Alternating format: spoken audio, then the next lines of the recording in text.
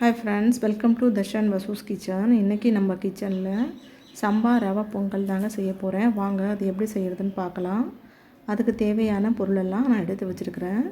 தாளிப்புக்கு நெய், ஜீரகம், மிளகு, துருவின இஞ்சி, கொஞ்சம் முந்திரி பருப்பு, ஒரே ஒரு பச்சை மிளகாய், ஒரு கொத்து கருவேப்பிலை. நான் 1/4 டம்ளர் அளவுக்கு பாசிப்பருப்பு எடுத்து தண்ணியில் போட்டு நல்லா சுத்தமாக கழுவி எடுத்துக்கிறேங்க.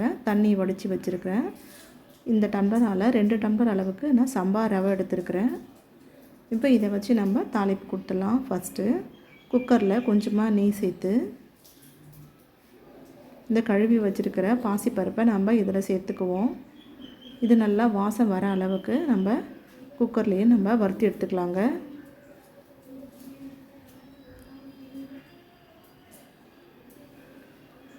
பருப்பு நல்லா வறுந்ததுக்கப்புறமா நம்ம இதோட ரவையும் சேர்த்துக்குவோம்.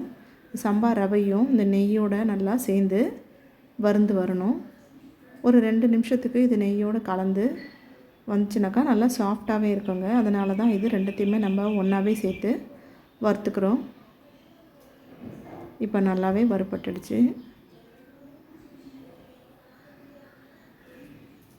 நான் 1 டம்ளருக்கு 3 டம்ளர்னு நான் 6 டம்ளர் தண்ணி நான் வச்சுருக்கிறேன். இது கரெக்டாக பக்குவமாக இருக்கும். கொஞ்சமாக சீரகம் சேர்த்து, கொஞ்சமாக மஞ்சள் பொடியும் சேர்த்து, குக்கருக்கு இதுக்கு தேவையான உப்பையும் கொஞ்சம் சேர்த்து நம்ம குக்கர் மூடி போட்டு ஒரு 3 விசில் கொடுத்து நம்ம எடுத்துக்குவோம். 3 விசில் முடிஞ்சிச்சுக்க. இப்போ எடுத்துருக்குறோம். தண்ணி கரெக்டாக திட்டமாக வந்திருக்கு. இப்போ இதுக்கு ஒரு தாளிப்பு கொடுத்துடலாம். நான் ஒரு குழிக்கண்டி அளவுக்கு நெய் சேர்த்துருக்குறேன். நெய் காஞ்சதுக்கப்புறமா 1 ஸ்பூன் அளவுக்கு மிளகு சேர்த்தாச்சு, 1 ஸ்பூன் அளவுக்கு சீரகம் சேர்த்தாச்சுங்க.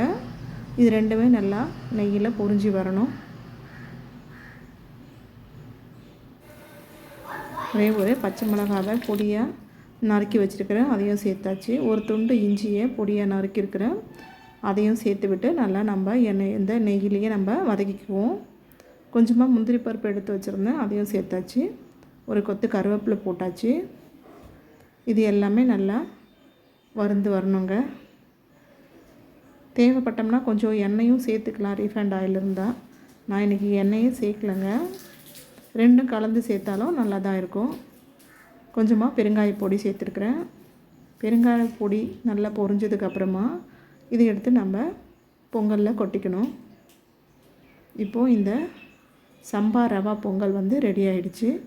இது எல்லாத்தையுமே நம்ம ஒன்றாவே கலந்து விட்டுக்கலாம். தண்ணி ஒரு வேளை பத்தலை அப்படின்னாக்கா கொஞ்சமாக ஹாட் வாட்டர் இருந்தால் நம்ம ஊற்றிக்கலாம். இப்போ நான் தண்ணி ஊற்றலை, எனக்கு கரெக்டாக தான் இருக்குதுங்க. நெய் போட்ட உடனேவே கொஞ்சம் அது தலை தலைன்னு வரும். இப்போ இந்த பொங்கல் ரெடி.